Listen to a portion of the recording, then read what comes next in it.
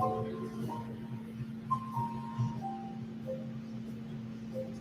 friends. Good evening.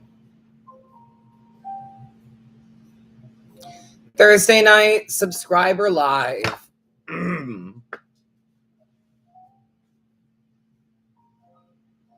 Thank you. Went a little comfy today.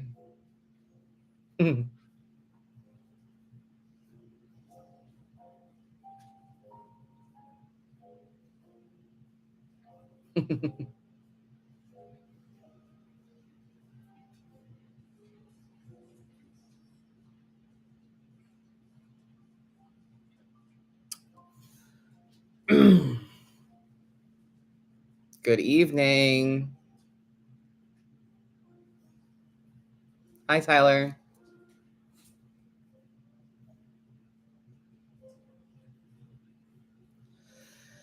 Um, everything is everything is going, I guess. It's happening. Hi, Shannon. Welcome on YouTube. Hello, honey. Yeah, we're going.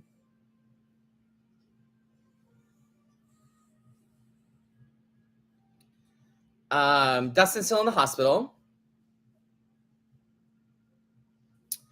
We're still waiting for some second opinions about some things.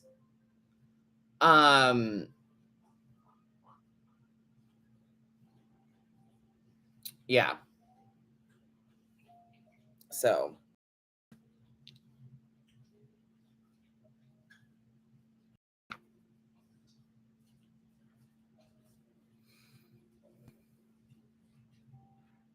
small improvements day to day, and I think that's really what matters. So, do you see a light at the end of the tunnel, or are we still working toward it? A mix of both. There's some hope, you know what I mean? There's some yeah, he's been there since last Tuesday. So, he's been there for over a week now.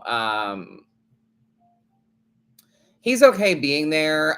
His mom is with him. His mom took off work and got a hotel nearby, so she's been with us this whole time. Dustin's an only child. His mom is very dedicated. And I've been there as often as I can be. I still have to work and take care of the dogs and all that too. So, but no, he's in good company. He's in somewhat good spirits. He's mostly just antsy and just wants to go home. So, but yeah, we're waiting on. So we think we know what's up. It's not great. It's gonna suck. It's not good news. But we are waiting on some secondary opinions on things before we say, okay, this is what it is. This is what we're doing. Yeah, it's so much to have hanging over your heads. It is a lot. But it is, excuse me, it is lovely to have support. So that's good. We have support, and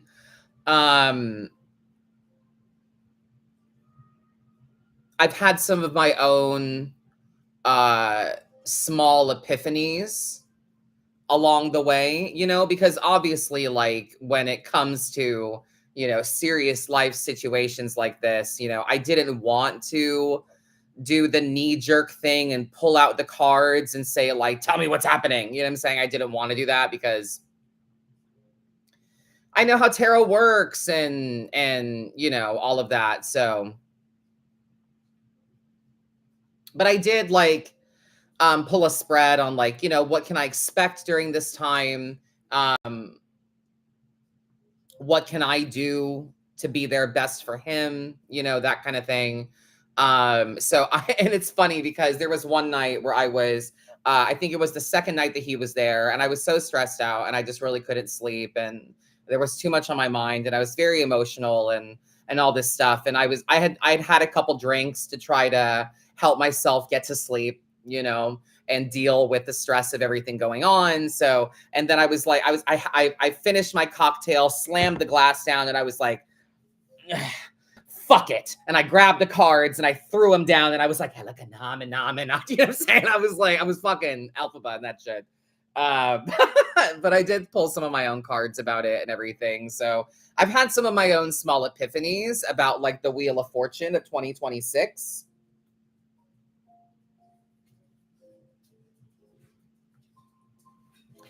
The thing that's really been drilling home to me about the 2026 Wheel of Fortune, right? The thing that's really, really hitting me with it is that I keep saying turning things around. We're turning things around. You know what I'm saying? That's what the wheel is. Like, yes, it's abundance, the wheel of fortune, right? So it's like fortune, abundance, yay, woohoo, fun things, money coming our way, right? Like that's what we think about it. Like I feel like a lot of people think of the Wheel of Fortune and you think about like, you know, finding money on the ground, you know, or something like that. So but with the way with what's recently been going on with my husband and the new normals that we're going to have to adjust to and everything, it's more about turning things around than anything, because it's hard to see the abundance in all of this. Like, oh, it's going to be a great year. Well, it's ending. 2025 is ending like this. So 2026 can only be better, you know, but I think the point of it is the turning things around, you know, that the wheel isn't always about like, yeah, things are going to go great. You know what I'm saying? But it's that, hey, we are at least the wheel is at the smallest, lowest form. I feel that the wheel is at least us taking a dark time. The wheel is in a dark position, right? On that underbelly with that demon down there. And when the Wheel of Fortune turns up, it's like the smallest energy around that card is like this bad shit, this negative, this hardship, this spiraling down of negative. No more. No more. Do you know what I mean?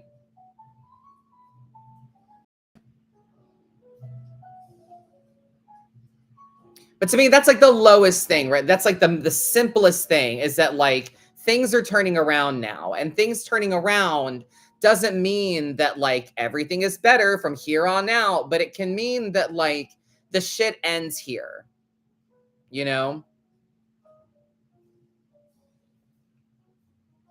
The bad stuff stops here. And although it might not be wine and roses tomorrow, it might not be winning the lottery and opportunities and money and accolades and things right off the bat. But it is a slow walk towards that direction. Do you know what I mean?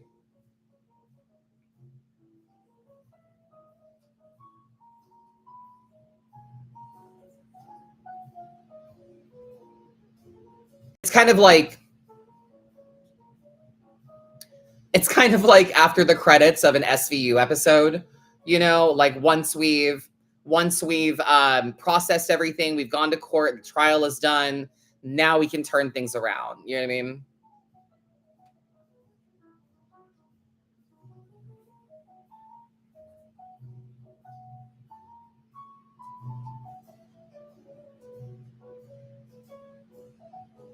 And it's all a huge learning experience. Like this is all of this is shit that Dustin and I have never encountered before.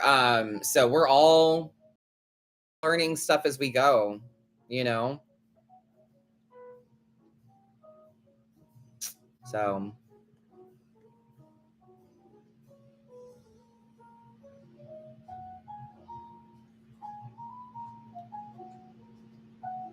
it's like it's like imagine yourself in a room and you are just staring at the darkness, and you know there's bad things in there and there's scary shit in there and everything, and you've been around long and you've been in it for so long, you've been near it for so long, but then the Wheel of Fortune comes up and the wheel literally is just you turning away from that darkness. Maybe not walking forward, maybe not getting out of the room, but at least turning around, turning away from it into something else. So that's where I'm at with it, is that I don't feel like 2026 is our year. Like, it's going to be a challenge. There's new normals, but like I do, in some weird way, even getting bad news, like in some weird way, I feel like this is doable. And now it's like, okay, well, now we have a new thing. You know what I mean? It's kind of like growing up again, you know? It feels like having to grow up again. It's weird.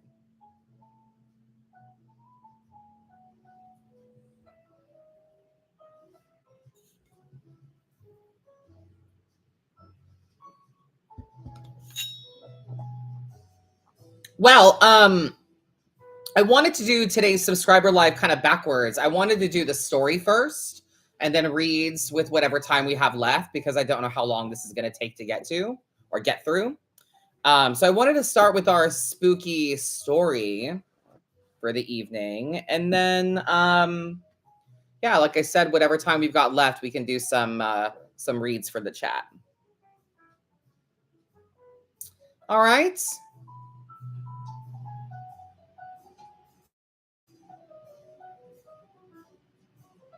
Spooky. I was sitting with Dustin last night, and we've been trying to watch movies and so, try to help him pass the time. He's got the Nintendo Switch up there. He's got like coloring books. We've been playing card games and everything. So we try to keep him. He like moved in. He's been there for like a week, so we're trying to like keep him as occupied as possible. So last night we were sitting up together in his hospital room, watching a movie. Have you guys seen the Christmas Chronicles? Have you guys seen those? They're on Netflix. They're not new. They're from like 2018 or something like that. 16, 18, 2021, something like that. It's pretty recent. Kurt Russell is Santa. Really? You guys haven't seen those? They're so good. Yeah, Kurt Russell. So good. Like, there's two movies. Yeah, there's two movies. Goldie Hawn is Mrs. Claus, and the way that they do, it's more in the second movie. She's only like featured at the very end of the first movie, but the second movie, it's like, oh shit, Mrs. Claus is a witch. But yeah, Dustin fell asleep. He was so tired. But I was watching it to the end, and I was like, these are really good. Like, this is a really good ass movie. Yeah, watch it again. They're really good. They're really fun.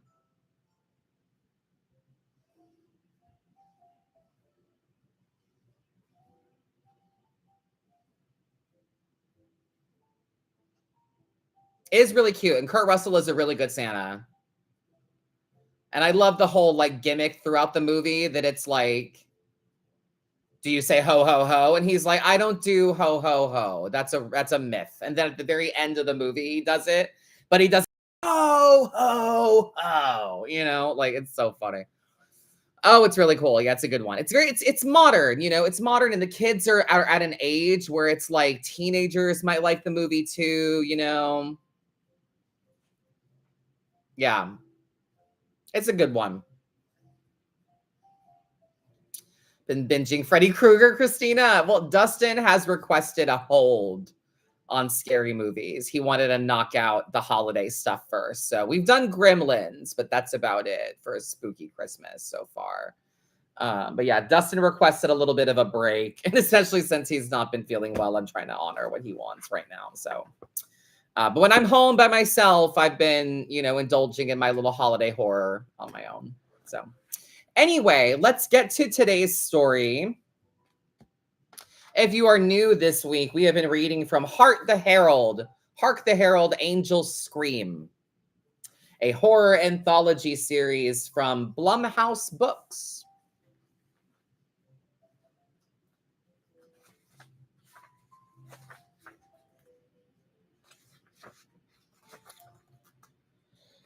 Oh,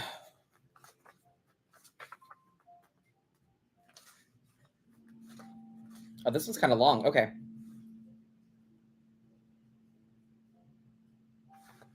All right.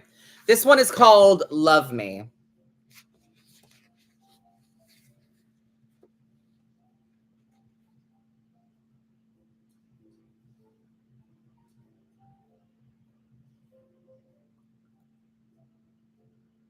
Love Me by Thomas E.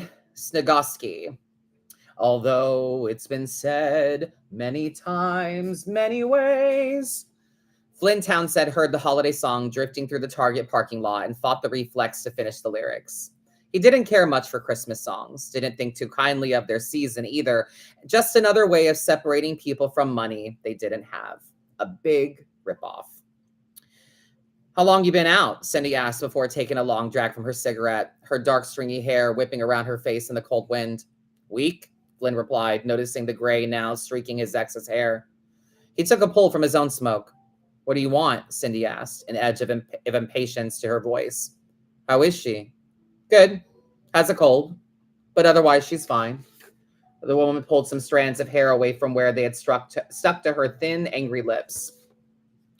It's school, Flynn said. Been around all those other kids. She's picking up all kinds of... What do you want, Flynn? Cindy demanded again before he could finish his sentence. You said this would be quick. Yeah. He avoided her eyes, poking at the filth and encrusted snow with the toe of his sneaker as he began. I was thinking. No, Cindy firmly interrupted. This time he looked at her. No? Whatever it is, no, she said with finality. I'm done. We're done. With you and your shit. That's a little harsh. He finished the last of his cigarette and flicked the filter into a nearby snowbank. I was only hoping that with Christmas and all... Excuse me? She said, dropping the remains of her butt to the slushy ground and stomping on it with her boot-covered foot. You think that just because it's Christmas, you can come waltzing back into our lives, our daughter's life, and fuck it up some more? Hey, it's different this time. I'm looking into some stuff, hoping that... You're always hoping, Flynn, she interrupted again. Hoping that the next time you fuck up, you won't get caught is more like it. When did you become such a nasty bitch? He asked with a scowl, feeling his anger surge like scalding vomit in his throat. Oh, I don't know. Maybe when my husband and the father of our child got himself arrested for breaking and entering again and set up state for 2 more years. She paused for a moment as if thinking, then nodded. Yeah, I'd say that was about right about then. I'm done. She turned toward the store's entrance. Don't fucking call anymore. Wait! Flynn reached out and grabbed her arm, pulling her back. She looked at him sharply, sensing the potential for greater trouble. He released his hold, throwing up his hands in surrender. I just want to make it up to you and Meg, he said quickly. Please. Make it up? She repeated incredulously. Are you fucking kidding? I'll get a job by Christmas Eve, Flynn said. I can prove that I mean what I say, and then I'm going to clean up my act for you and Meg. Just give me this one last chance to be the man you used to think I was, he said. She stared at him fiercely. I'm fucking freezing. Please, he begged again. She abruptly turned to the store entrance and he felt his heart sink. Christmas Eve, he heard her say, as the automatic doors slid open and she went inside. Christmas Eve, he repeated.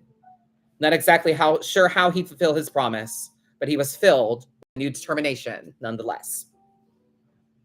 The skinny guy with the malformed arm cackled hysterically as he leaned back in the red vinyl booth. Oh, you kill me, Flynn, Dougie said. And by Christmas Eve, he cackled some more before breaking into a nasty cough. I hope you fucking choke, Flynn said, pulling his beer mug closer. I'm sorry, Dougie said, sitting up straight again. I can't help but laugh at the stupid shit you got yourself into. Flynn said nothing as he lifted his mug and drank. Seriously, Doug said, reaching with his claw-like appendage to pull his own drink closer. Why do you do this to yourself? I want to see my kid again. Yeah, that's all well and good, Dougie began. He used his good arm to lift the mug to his mouth and took a long drink before smacking his lips and continuing. But do you seriously think anybody's going to hire you? You're less than a week out of the county, for Christ's sake. Flynn remained silent, not wanting to acknowledge that his annoying friend was probably right. Hey, I've got an idea. Dougie snapped his fingers. Maybe Santa's hiring, he said before bursting into hysterical laughter again. You're a fucking riot, Flynn said. He took one last gulp of his beer and slammed the mug down on the tabletop. I'm getting out of here. Dougie managed to get control of himself as Flynn began to rise. Wait up, he said. I actually do got an idea. Flynn stopped and glared. I'll fuck up your other arm if you're dicking me around, he threatened. Nice, Dougie said. Seriously, sit down. I want to run something by you. Flynn was torn. Dougie's idea seldom amounted to anything good, but he was desperate, so he sat. What? Dougie stared at him as he drank more of his beer. What? Flynn repeated, louder this time. I'm not sure I want to tell you now, Dougie shrugged. That shit you said about my arm. I'm gone, Flynn said, ready to leave this time for sure. All right. Dougie looked around and leaned forward. I've been hearing about this place. Building on Stewart Street. Business below. Apartments above. Flynn didn't like where this was going, but he listened anyway. Business was junk shop, antiques and shit. Owner croaked. Guy's old lady didn't want to keep it open. Shop shut down. Word on the street is there was some pretty valuable things in that shop, and that wifey took him upstairs for safekeeping. Hey man, I just got out of jail, Flynn said, picking up his mug and downing the warm dregs, more spit than beer. I promised I'm not going back. And that would only be the case if you got caught, Dougie said. How hard would something like this be for someone with your talents? You can do shit like this in your sleep. Flynn shook his head. Doesn't matter. I'm done with that life. Okay, Dougie said, sitting back. Just letting you know what's out there. You're not going to convince me, Flynn said, shaking his head. He knew he should just get up and leave, but he remained. Not even trying, Dougie said. You told me no, and I respect that. He motioned for the bartender with his spindly arm. Just let me know how it works out for you. Flynn sat on the bus, heading back to the Fleabag hotel he was staying in. He lost track of how many applications he'd completed that day without even a glimmer of hope that anyone would call him back. And now he found it particularly cruel that a water main break caused the bus to detour down Stewart Street. Shit, he cussed under his breath, realizing where he was and trying to keep his eyes on the filthy floor of the bus, but he couldn't do it. He lifted his head and allowed himself to gaze through the window at the bus as the bus slowly made its way down the traffic-clogged street. There it was. The old sign hanging over the doorway said Reed's Antiques, and his eyes focused on it as if he'd been searching for it his whole life. He saw the old building in all its glory, the antique store with its metal shutters drawn and the dim lights from the two-story apartment above, the apartment where treasure was kept. Treasure? What am I, a fucking pirate now? The bus continued on its way, but Flynn could still see the building in his mind's eye. He tried to push it from his head to turn his thoughts to his current plan of action, but the sad realization that he didn't have one dragged him back to the building and its potential. Flynn pulled a cell phone he'd bought for $10 from a guy outside the liquor store from his pocket and checked it for messages. One message from one of the places that he'd filled out an application with would have been more than enough, something, anything, a sign that things would turn around all right. But there weren't any messages. He felt his resolve begin to crumble. The weather had turned nasty, a mixture of snow and rain, and Flynn was soaked through to the skin as he entered Gower's pub. He tried to convince himself that he was only stopping for a cup of coffee, even though he knew that Dougie was almost always there at this time of day. He stood in the warmth of the doorway, suppressing a shudder that ran up his spine to the base of his neck. A few stools at the bar were occupied, but most of the tables were empty. Most. Dougie sat by himself at the table in the back, playing with his phone. For a brief second, Flynn thought he would just turn around and head back out into the storm. But then Dougie lifted his head and saw him. A huge smile spread across his face as he waved Flynn over with his claw-like hand. Can I get a coffee? Flynn said to the bartender as he passed on the way to the table. Flynn, Dougie said, slipping his phone into his pocket. How goes the job search? There was a smirk on his friend's face that Flynn wanted to slap away. It goes, he said, pulling out a chair opposite Dougie and sitting down. The bartender brought his coffee and placed it in front of him. Thanks, Phil, Flynn said. He reached out and grabbed a few sugars from the cup in the center of the table, tore them open, and poured them into his coffee as Dougie watched. Bus took a detour down Stewart today, he said, slowly stirring his drink. You don't say. How fortuitous. Flynn set the spoon down. Fortuitous, he replied. Do you even know what that word means? I know what it means for you, Dougie said with a smile that reminded Flynn of a shark he'd seen on television the other night. Flynn silently drank his coffee.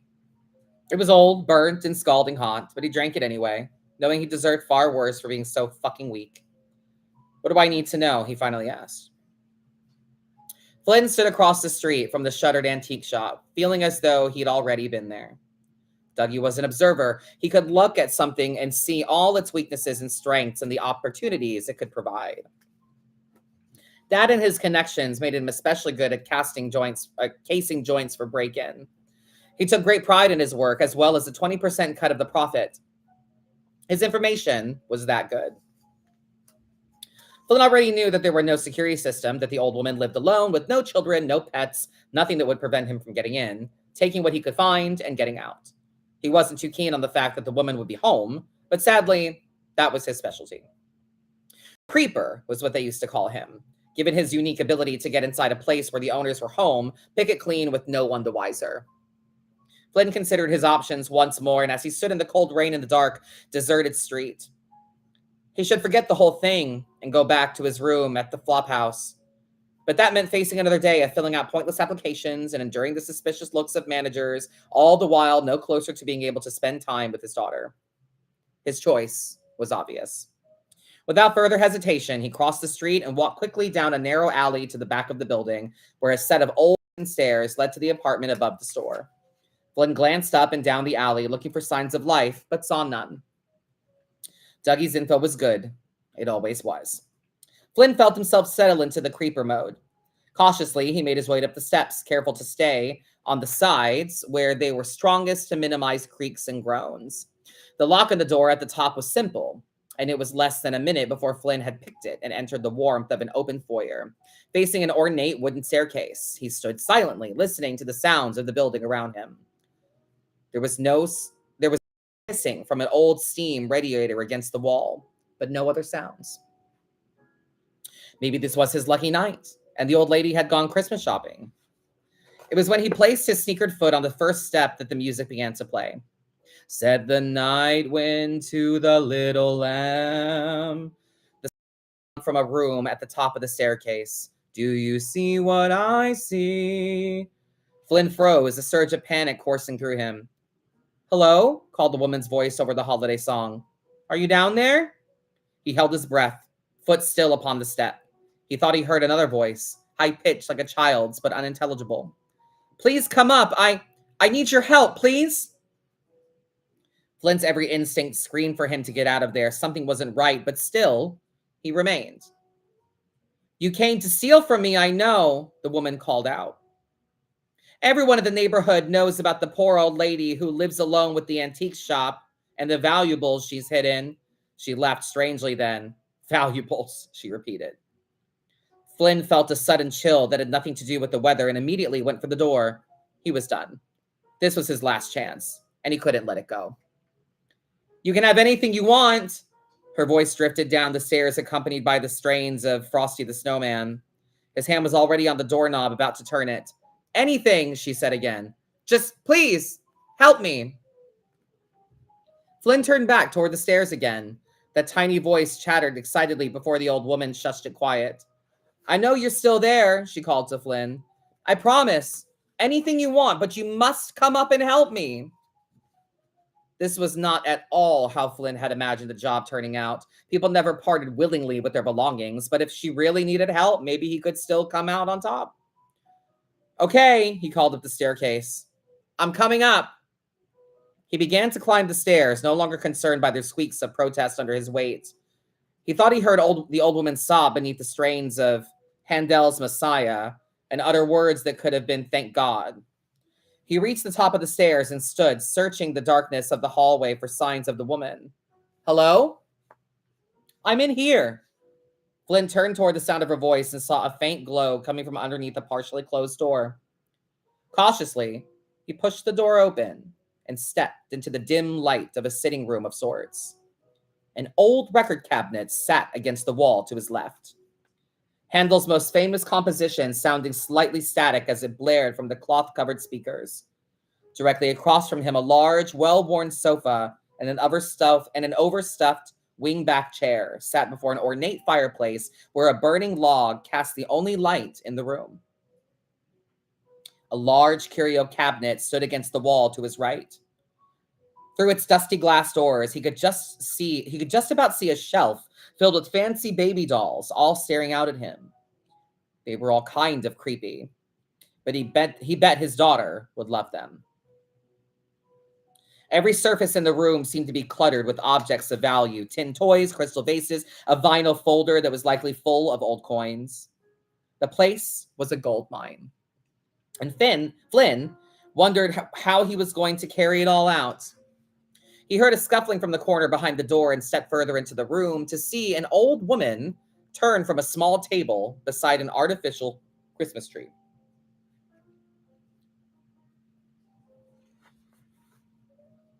She was slightly hunched, with thick gray hair wild upon her head.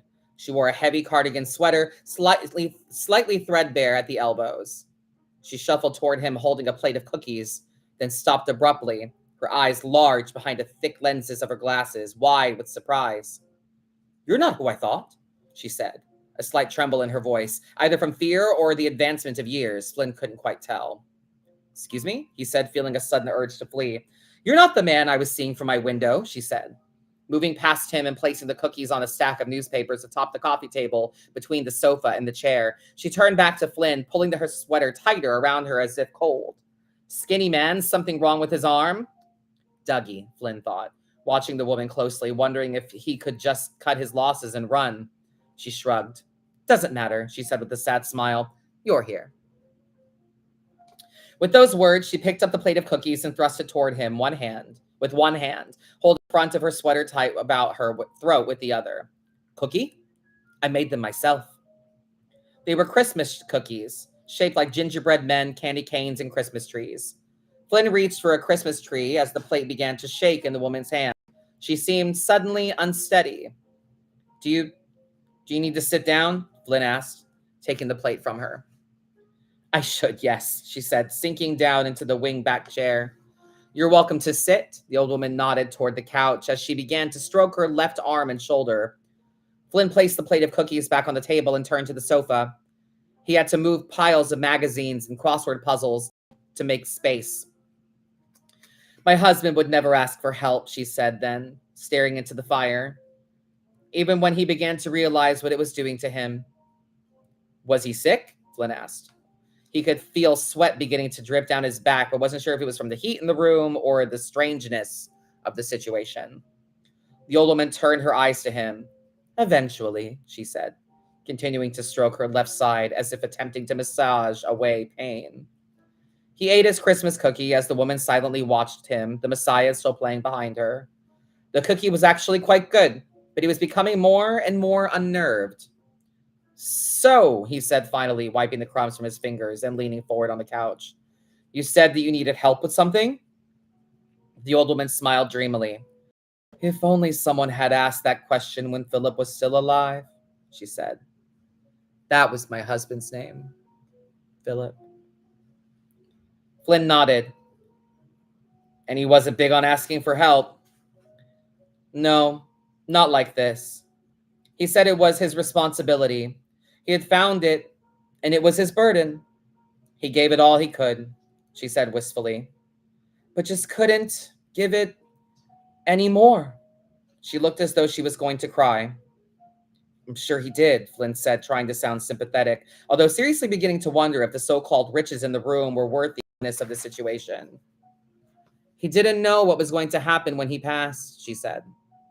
"He thought it would just leave, maybe go back to where he found it." Flynn cocked his head, totally confused now. "Where he found it, I don't. Philip was a picker. He loved the lifestyle," she said. "I didn't care for it, so I'd stay here and run the business while he drove off somewhere to search through old dusty barns and abandoned houses. The things he'd come back with." The woman chuckled, shaking her head. But her amusement was short-lived as she rubbed at her chest and shoulder. It must have been a trick of the light from the fireplace, but Flynn could have sworn that something moved beneath her thick sweater. "I thought it was the ugliest thing he'd ever brought home," she continued. "And he brought back some real whoppers, let me tell you. 'Betty, you just don't know what's good,' he'd say to me. We'd laugh every time he'd say it. and then he'd take whatever it was down to the store to sell. Betty paused, her expression pained. But he didn't bring that downstairs, she said. He kept it with him, said it was special. Found it in an old orphanage in Kentucky. Didn't find out until later that 40 children died in a fire at that orphanage. Her hand stopped massaging her arm at this time. Flynn was sure he saw something move beneath her sweater. Betty, what? He began, but she continued with her story as if she hadn't heard him. No matter how ugly I said it was, no matter how much I said it bothered me, it never found its way down to the store. He always had it with him. It was just strange at first, but when I began to see the changes in health, and I'd hear him speaking to it in the middle of the night. She looked at Flynn then, her watery eyes huge behind the lenses of her glasses, saying that he loved it. What, Betty, what did he... Before Flynn could finish his questions, he crawled from beneath her sweater, furry paw back the lapel, its button-like eyes fixed upon him. And it spoke. Love me, it said in a high-pitched, childlike voice. Flynn recoiled at the sight of the oddity. Betty's sweater fell open. Her pale skin was marked by angry red welts where the black furred thing held on to her. It looked like a toy, a stuffed animal, but it was somehow alive. Love me. Love me, it said in an angry cat-like hiss. It needs constant attention to survive, the old woman said. Her voice sounded very tired. She shifted in her overstuffed chair and exposed her left breast, a nearly airless balloon.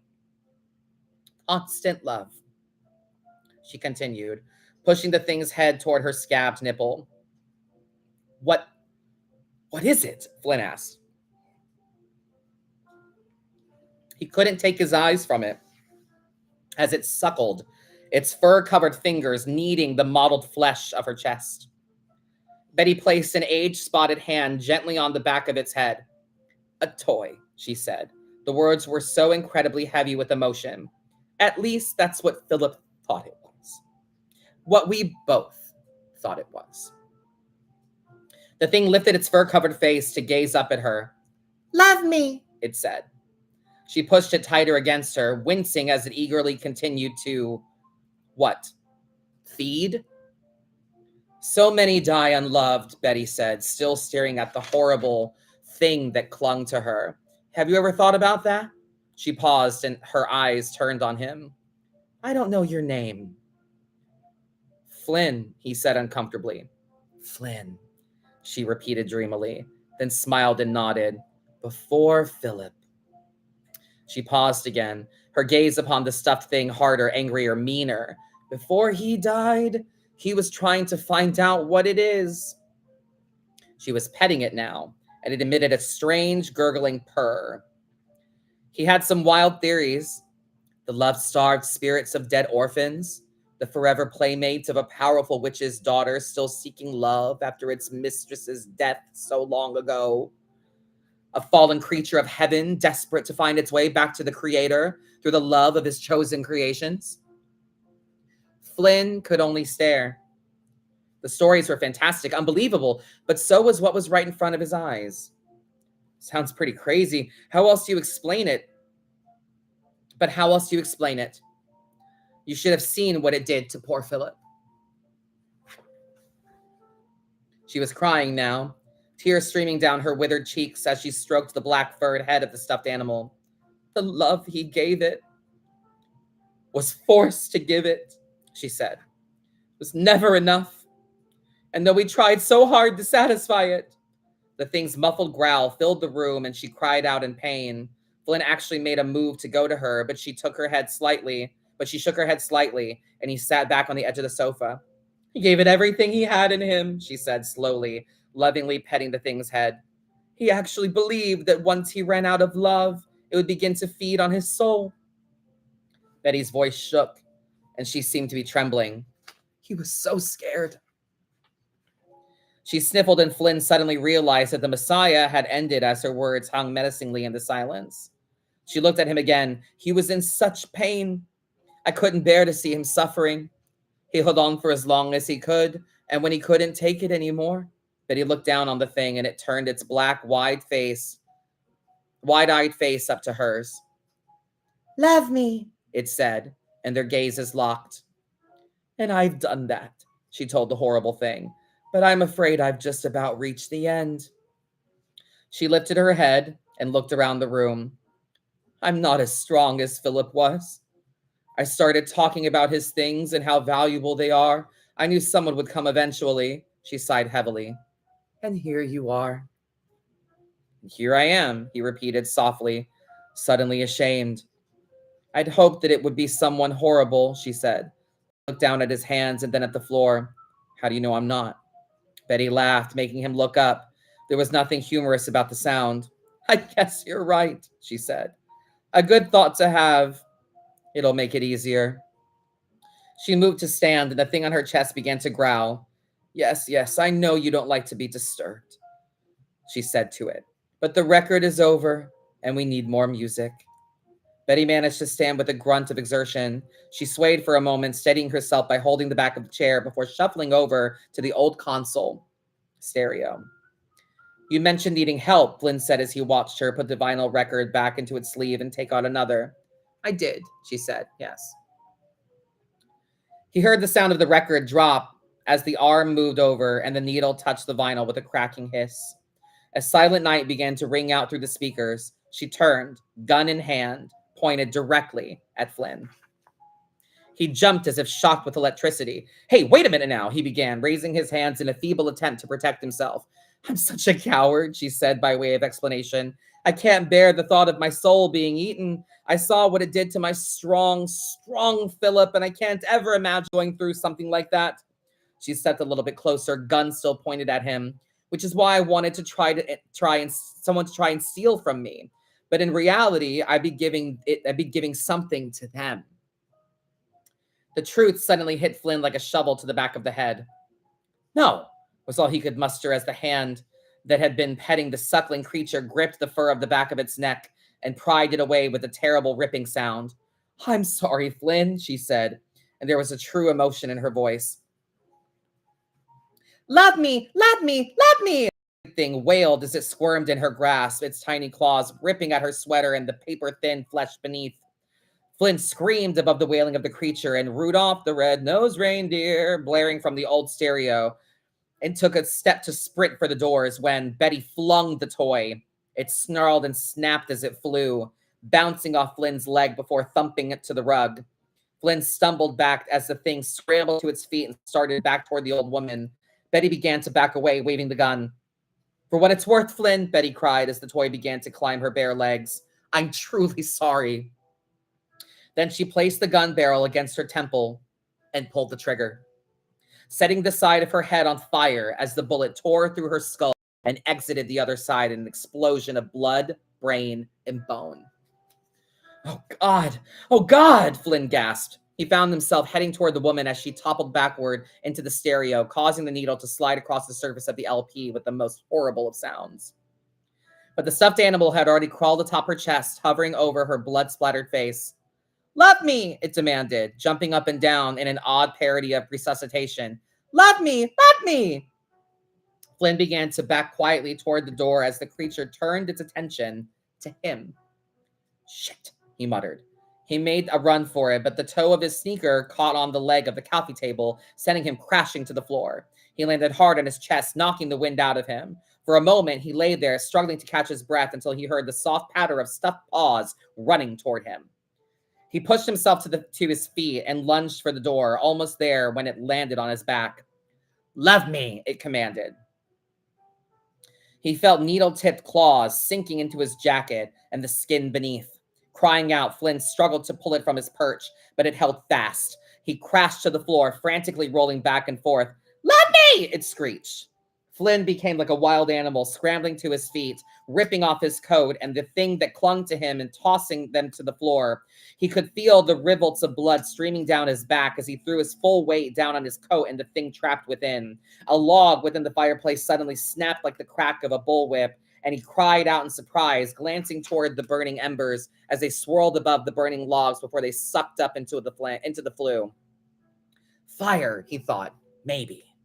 Quickly, he snatched up his coat, wrapped the writhing nightmare all the tighter as he stumbled toward the fireplace. So desperate was he to get there that he forgot Betty's body and tripped over her legs. He fell to the floor face first, the impact knocking the coat from his grasp. The nightmare was free. Let me! It sprang at him, and Flynn caught it. It felt warm in his hands, strangely alive, but boneless. All cloth, fake fur, and stuffing. It clawed at its hands and wrists, tearing painful, bleeding furrows in his skin. But he held on tightly, carrying the thing toward the hearth, toward the fire. The creature wailed, "Love! Love! Love! Me!" Its cries were painful, like knives to the brain, and Flynn winced, resisting the urge to drop the furry terror and clap his hands over his ears. He reached the fireplace and kicked away the metal screen before it. "This is how much I love you," he grunted as he tossed the thing into the burning logs. It wailed as its fur began to smolder and catch. Flynn watched as the toy burned, kicking up embers in its furious panic. After a moment, he reached down to pick up and replace the screen in front of the hearth, but the toy was faster and surprisingly stronger. It hit the screen at full force, knocking Flynn back. "Love me!" it wailed as it tried to scale the screen, to crawl upon Flynn, to burn him as it burned. Flynn dropped the screen and grabbed the metal poker from the stand beside the fireplace. He swung it hard, swatting the flaming toy across the room, where it hit the wall and fell to the floor. "Love me!" it demanded, unbelievably, as it began to crawl back toward him, its smoldering fur setting tiny fires wherever it touched. "No!" Flynn screamed, not wanting to hear its horrible voice any longer. Fire alarms began to ring as he strode toward it, lifted the poker, and skewered it. "Let me! Let me! Let me!" the creature cried over and over and over again as it struggled up the tip of the poker. Before it could free itself, Flynn returned to the hearth, tossed the burning stuffed animal back into the fire, and quickly sealed it in with the metal screen. It wasn't long before there was nothing more than black ash and a fading scream, pulling up the flue, dispersed into the cold winter's night.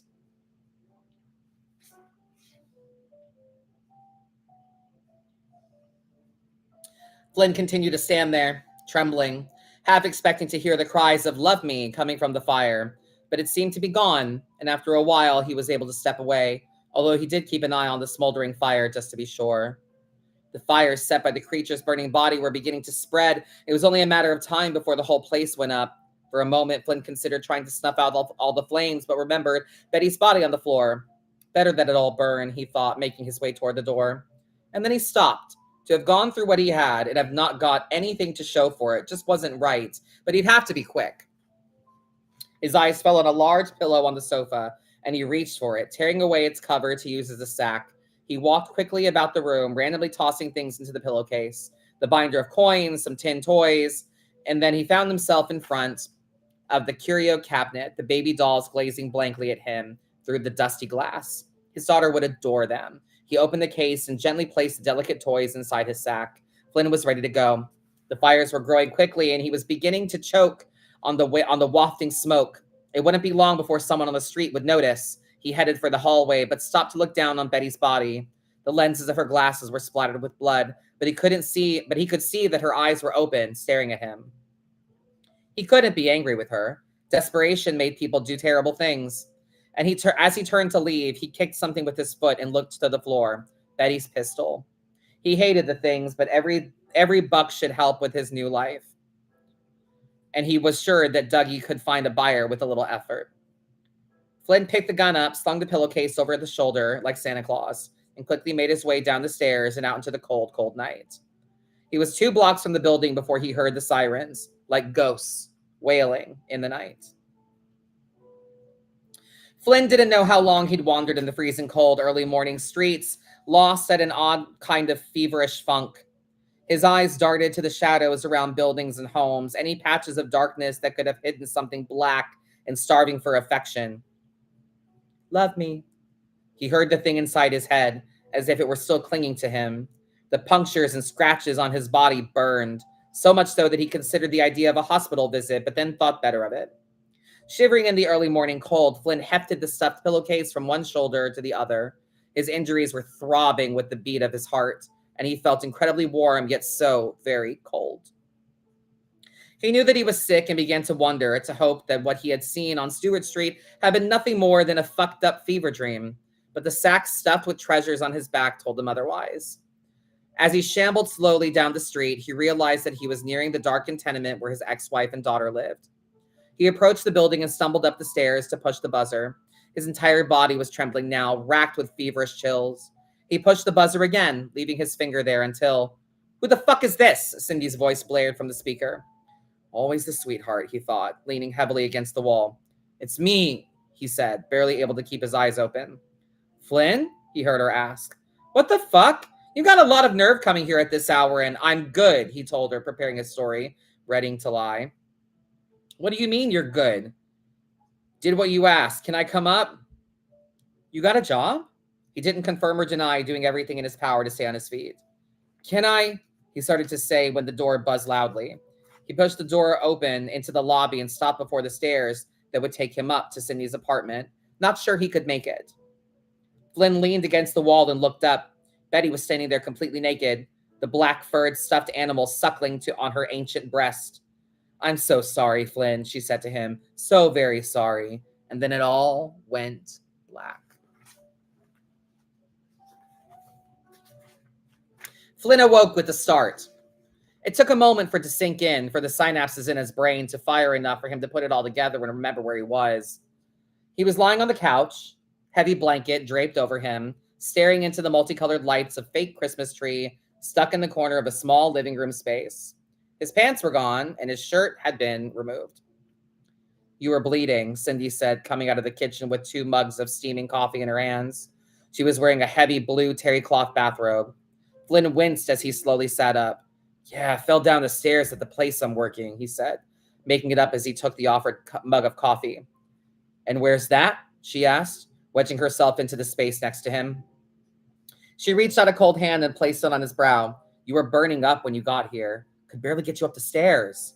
He remembered seeing Betty and the thing at the top of the staircase and shivered. "Yeah, I must have picked something up at work." "Yeah? Where is that?" Cindy asked, eyeing him with suspicion over the rim of her mug. "Warehouse off 16th, he said. Car parts and shit." He looked at her, hoping that she didn't see through his lie. As long as he made it through the day, he would fix it later. "You really did it," she said, seeking confirmation. "I really did," he said. The words tasted bitter. He didn't like lying to her, but he didn't have a choice. "I didn't think you'd pull it off," she said. "I'm proud of you." "Yeah," he said, forcing a smile. "You're going to be saying that a lot now." "Oh, yeah?" she said, and smiled at him the way she used to look at him a very long time ago, before Megan was born. Megan. He felt suddenly foolish. The entire reason that he'd done what he'd done the previous night, having slipped his mind. "Where's my little girl?" he asked, looking around the room. "She's in her bedroom playing," Cindy said. He looked for his pants and found them slung over the arm of the couch. "I want to go say hi," he said, putting on one leg to his pants, then the other. His cuts and scratches stung like hell, a reminder of what he'd been through. The reason he needed to see his daughter. "Sure," Cindy said. "She was all excited to see you this morning." Flynn walked barefoot toward his daughter's room. Yep, all excited to see her daddy, until she found that bag full of toys. Bag full of toys? Flynn stopped and turned to smile, remembering the collectible dolls he'd taken for her. Then he remembered the gun. "She's got the bag?" "Yeah, why?" Cindy said. "It was full of toys. Those are for her, right?" Flynn ran from the room, bounding down the hallway. "Megan?" he cried out, trying not to sound upset. He didn't want to scare her or startle her if... "Daddy?" He heard his daughter's tiny voice call out as he entered her room, almost tripping over the pillowcase lying crumpled on the floor. He could see the gun's barrel sticking out through the opening and breathed a sigh of relief. "Hey, baby," he said, squatting down to pick up the pillowcase, shoving the gun down inside. She was sitting with her back to him in the corner, in one of her tiny play chairs in front of a plastic kitchen playset. "What you doing, sweetie pie?" he asked her, breathing a sigh of relief. "Playing with my baby," the little girl said. This baby needs lots and lots of love. She started to turn in her chair, and that was when he saw it, covered in black fur and clutching tightly to his daughter's chest. Let me, the thing said, turning its hateful gaze to him. Oh, God, Meg, Flynn cried, stumbling toward his little girl. Let me, it said again in that most terrible of voices, and it turned its face to its baby girl's chest and began to feed. It was so good. These are so good. These stories have been so good.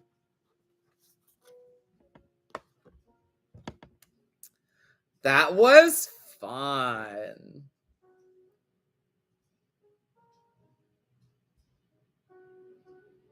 Right, the old lady, and she killed herself to get rid of the thing, and then he thought he got it, but then it attacked the dot. Yeah, oh God, it was so Blumhouse, man. Yes, ma'am.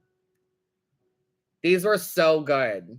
These are so good. All right, next week's is called Not Just for Christmas. So we'll see.